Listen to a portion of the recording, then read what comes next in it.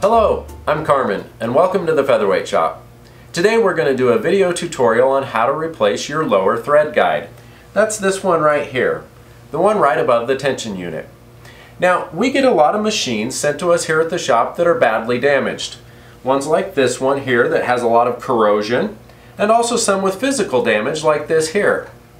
And even though these machines are badly damaged, they do still have value. And that is, there's still usable pieces on them. And so what we do is we take those pieces off to keep your machines running in top shape. Now this thread guide here, it's one of those common broken off pieces on a featherweight. This thread guide here is completely sheared off. This one on this machine there's a little piece left there, and this is the one we're going to work on. So I'm going to set these two machines aside. We've got our tools out here and we're ready to go. To replace this thread guide here with an original thread guide, we first are going to have to remove that piece that's left there. You've got a couple options. The first thing you could always try would be to grab a hold of it with some needle nose type pliers. They're in there so tight that this almost never works, but it's not going to hurt to try. Pull on it that way. The other thing that you can do is try to remove it by tapping it out with a hammer. So that's what I'm going to try first, because that would be the next best thing. I'm going to use this hammer and a little screwdriver to see if we can tap it out.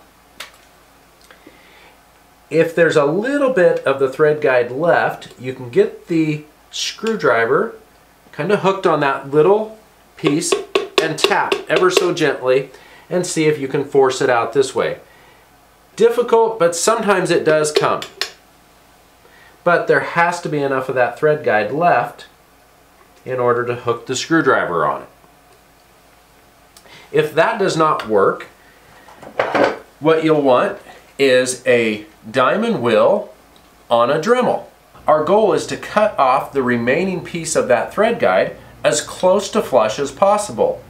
Then, because that thread guide actually fits in a large tube right there, once it's cut off, we're going to drive that existing little piece using a punch and a hammer. We're going to drive that piece farther into the machine, allowing us room to put the new thread guide on.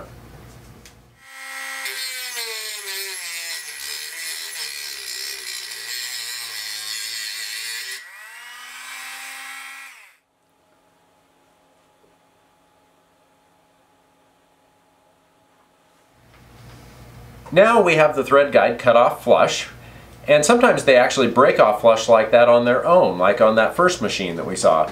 So we're going to take this small punch and a hammer, and we are going to drive that remaining piece farther into this barrel.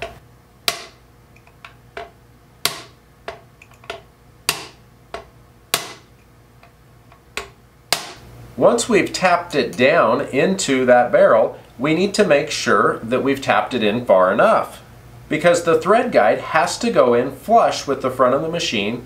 Otherwise, when you put the faceplate back on, it would be hitting that piece that would be sticking out there. Using an old needle, we measure the depth of the hole and mark it with a felt marker so that we can compare it with the existing thread guide. Compare the thread guide with the mark on your needle, and if the thread guide is a little long, you may have to trim off a tiny bit with your Dremel. Next, put a drop of super glue in the hole, insert the thread guide, and let it dry.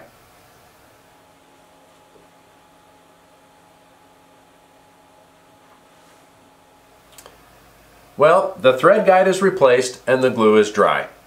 Two things I want to mention. Number one, when you're doing this repair, make sure to wear safety glasses when you're using the Dremel and the punch. The second thing is that you're only able to do this repair one time per machine. We've already tapped the broken piece from the previous thread guide into this barrel, and there's only enough room to do that one time. If you would happen to break that thread guide off again, you would need to take your featherweight into a machinist to have it drilled out, and we don't want to do that. So take good care of that thread guide. And if you do need to replace it, They are available on our website, and the link is in the video description below. Just another tip from the Featherweight Shop. Have a great day.